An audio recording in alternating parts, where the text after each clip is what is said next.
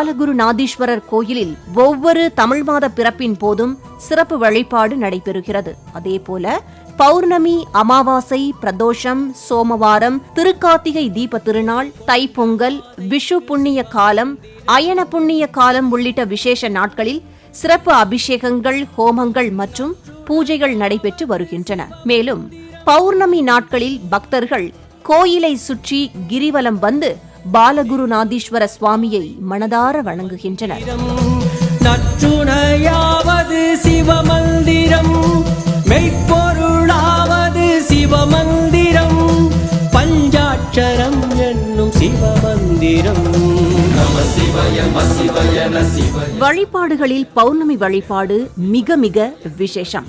பௌர்ணமியில் விரதம் இருந்து கோயிலுக்கு சென்று சுவாமி தரிசனம் செய்வதும் கிரிவலம் வருவதும் நம்ப முடியாத பலன்களை கொடுக்கும். இதனால் மனத்தெளிவு உண்டாகி சிந்தனை மேலோங்கும், எண்ணம் ஈடேறும்.